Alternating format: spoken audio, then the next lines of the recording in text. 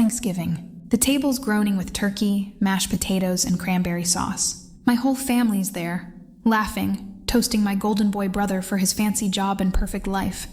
And me? I'm sitting there, the black sheep, while my dad points at me and says, "Why can't you be more like him? You're such a disappointment." The room erupts in laughter. My face burns. My fists clench under the table. But what they didn't know, that night, a single phone call would flip their world upside down and make them choke on every word they said. Stick around, because this is one of the most satisfying revenge stories you'll ever hear. If you've ever been underestimated, disrespected, or made to feel small by the people who should have had your back, this story's for you. Hit that like button, smash subscribe, and let's dive into a tale of betrayal, quiet strength, and a jaw-dropping payoff that'll leave you cheering. Ready? Let's go. Let me take you back to last Thanksgiving. I'm Ethan, 32 years old, sitting at my parents' dining room table in their cozy suburban home just outside Chicago. The smell of roasted turkey fills the air, mingling with the sweet tang of my mom's famous pecan pie cooling on the counter. The table's set with her good china, the kind she only pulls out for holidays. Candlelight flickers, casting warm shadows on the walls. It's the kind of scene you'd see in a Norman Rockwell painting. Picture-perfect family vibes. Except for me, it's anything but. My family's all here. Mom, Dad, my older brother Ryan, his fiancée Claire, and a couple of aunts and uncles. Ryan's the star of the show, as always. He's 35, tall, with a polished smile and a haircut that probably costs more than my monthly rent. He's a corporate lawyer, pulling 6 figures at a big firm downtown. The kind of guy who walks into a room and owns it. Me, I'm the opposite. Quiet, a little scruffy, wearing a faded sweater because I didn't bother to dress up. I've always been the odd one out in this family, ever since I was a kid. See, growing up, Ryan was the golden child. Straight A's, captain of the soccer team, prom king. My parents framed every certificate he ever got. Me, I was the dreamer, the kid who'd rather tinker with computers in the garage than join the debate team. I barely scraped through high school, dropped out of college after 1 semester, and never quite found my place. To my family, I was the screw-up, the loser, and they never let me forget it. That night, as we passed the mashed potatoes, my dad, big, booming voice, always in charge, starts in on me. He's carving the turkey, his knife glinting under the chandelier, and he looks at me with this half-smirk. "So, Ethan," he says, loud enough for everyone to hear, "still messing around with those little computer games of yours? When are you going to get a real job like Ryan?" The table chuckles. My Aunt Linda sips her wine and nods. "Ryan's doing so well," she says. "Just closed on that gorgeous condo downtown, didn't you, hun?" Ryan grins, all teeth, and launches into a story about his latest big case. Everyone's hanging on his every word. I feel my stomach twist.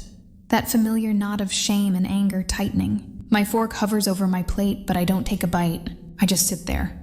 Invisible except when they need someone to kick. It gets worse. My mom, who's usually the peacemaker, chimes in. "Ethan, honey, maybe you could ask Ryan for some advice. He's so good at planning his future." Her voice is soft, but it cuts like a knife. She's not trying to be mean, but it's like she's given up on me too. I force a smile, my jaw tight, and mumble, "Yeah, maybe."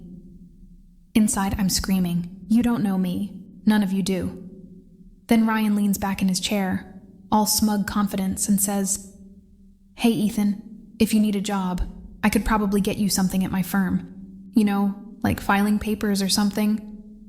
He laughs, and Claire giggles beside him, covering her mouth like it's all a big joke. My dad roars with laughter, slapping the table so hard the glasses rattle. "Filing papers.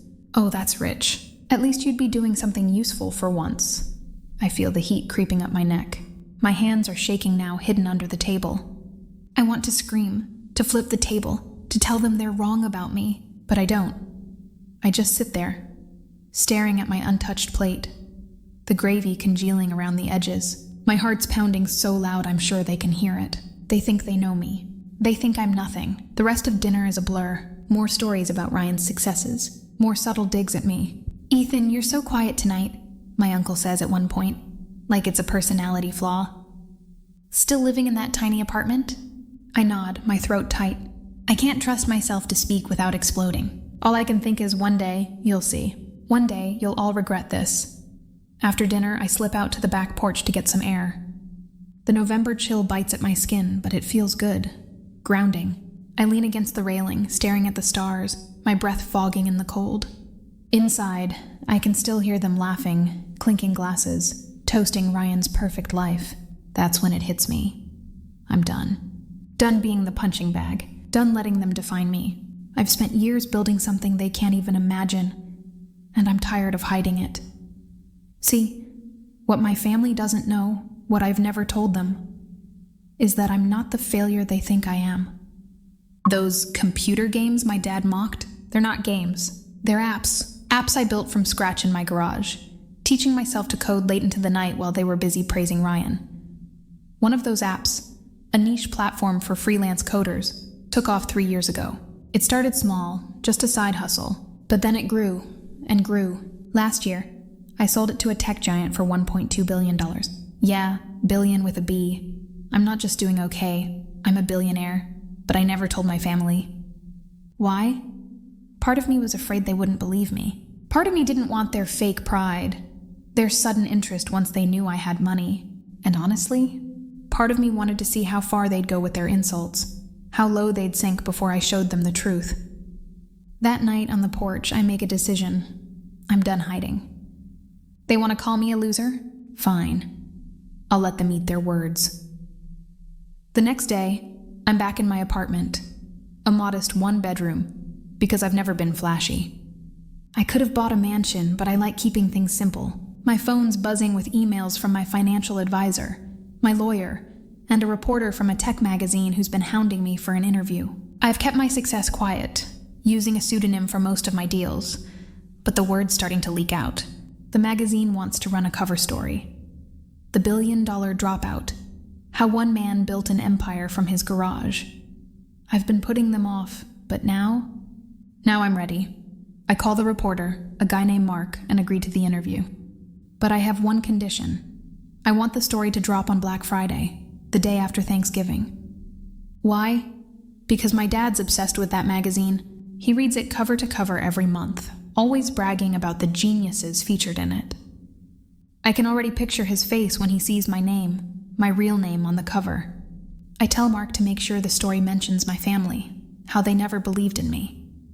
I want it to sting. Over the next few days, I set the stage. I don't say a word to my family, but I make a few strategic moves. I donate $10 million to a local charity my mom's involved with, anonymously, but with a note that the donor will be revealed at their big gala next month.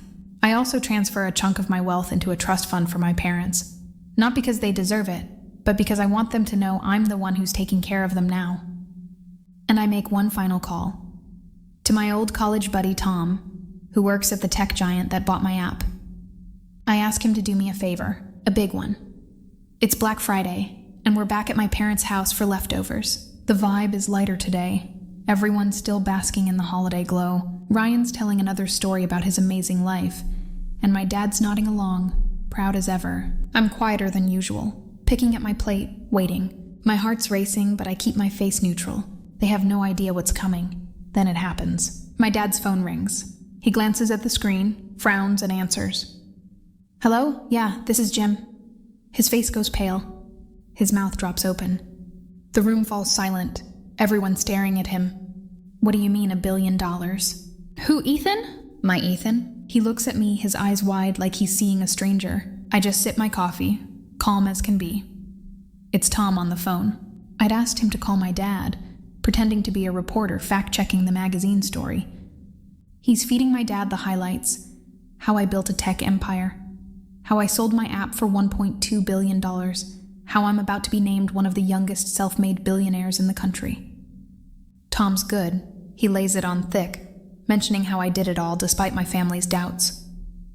My dad stammers, but he's my son. He doesn't even have a job. Tom doesn't miss a beat. Sir, your son's a billionaire. The story's going live tomorrow. Thought you'd want to know. The call ends, and the room is dead silent. You could hear a pin drop. My mom's fork clatters onto her plate. Ryan's mouth is hanging open, his perfect composure shattered. Claire's staring at me like I just grew a second head. I set my coffee down, lean back in my chair, and smile. Something wrong, Dad? I ask, my voice steady. He's still holding the phone, his hand shaking. Ethan, he says, his voice hoarse. Is this true? I shrug, casual as anything. Guess you'll have to read the magazine tomorrow. The next few minutes are chaos. My dad's sputtering, trying to make sense of it. $1 billion? Ethan, why didn't you tell us? My mom's crying, but I can't tell if it's pride or guilt. Ryan's face is red, his fists clenched. This is a joke, right? He says, his voice sharp. There's no way you did this. I just look at him, my smile cold. Believe what you want, Ryan. You always have. Then I stand up, grab my coat and head for the door. But before I leave, I turn back. Oh, and Mom? That big donation to your charity? That was me. You'll get the details at the gala. I pause, letting it sink in. And Dad? Next time you call me a loser, maybe check your facts first. I walk out, the door clicking shut behind me, their stunned silence ringing in my ears. The magazine drops the next day. My face is on the cover, my story splashed across every newsstand in town. My phone blows up with texts from aunts, uncles, cousins, people who haven't spoken to me in years. My dad calls, leaves a voicemail, his voice choked with emotion. Ethan, I'm sorry. I didn't know. Please, let's talk. Ryan texts. To a half-hearted congrats? Man. But I can feel the jealousy through the screen. I don't respond. Not yet. I'm not ready to forgive, not after years of their mockery. But as I sit in my apartment, looking out at the city skyline, I feel something new, peace. For the first time, I'm not the loser. I'm not the shadow. I'm Ethan, the guy who proved them all wrong. And that feels better than any apology ever could. You know, sometimes the best revenge isn't shouting or fighting back. It's letting the truth speak for itself. My family thought they had me figured out, but they didn't know my strength, my hustle, or my heart. Karma has a way of balancing the scales, doesn't it? What do you think? Have you ever had a moment where you proved someone wrong? If this story gave you chills or made you cheer, smash that like button and let us know in the comments. What's the most satisfying revenge you've ever seen or experienced? Don't forget to subscribe and hit the bell for more epic stories like this one. Thanks for watching, and I'll see you in the next one.